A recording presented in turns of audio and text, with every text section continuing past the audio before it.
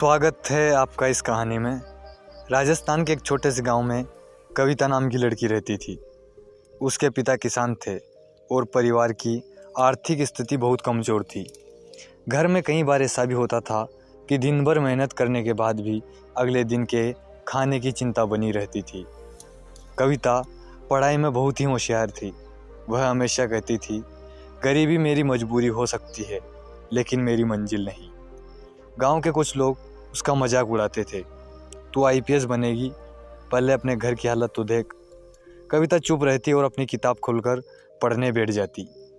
उसके पिता ने भी एक दिन कहा, बेटी हमारे पास ज़्यादा पैसे नहीं हैं, अगर पढ़ाई छोड़कर कोई नौकरी कर ले तो घर में मदद हो सकती है।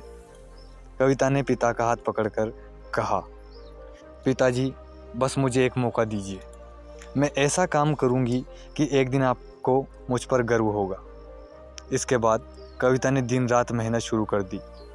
सुबह घर का काम करती, फिर खेत में पिताजी के साथ मेहनत करती, रात को देर तक पढ़ाई करती। उसके पास महंगे कोचिंग सेंटर की सुविधा नहीं थी। वह पुरानी किताबों से पढ़ती और इंटरनेट पर उपलब्ध मुफ्त सामग्री से तैयारी करती। कई बार बिजली चली जाती तो वह लालटेन की रोशनी में पढ़ती। एक रात उसकी माँ ने कहा, बेटी अब सो जा, सुबह जल्दी उठना है। कविता मुस्कुराकर बोली, माँ मेरी मंजिल मुझसे दूर नहीं है, मैं कैसे सो जाऊँ। सालों की मेहनत आखिरकार वह दिन आ ही गया जब यूपीएससी का परिणाम घोषित हुआ।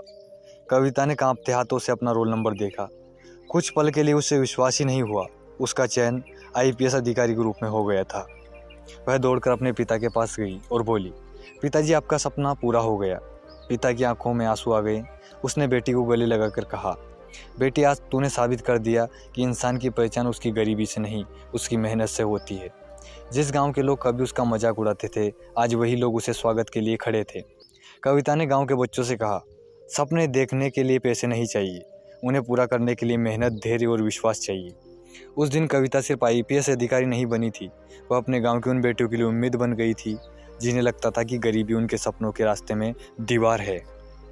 हालत चाहे कितने भी कठिन क्यों ना हो, अगर मेहनत लगातार जारी रखी जाए तो मंजिल एक दिन जरूर मिल जाएगी। धन्यवाद।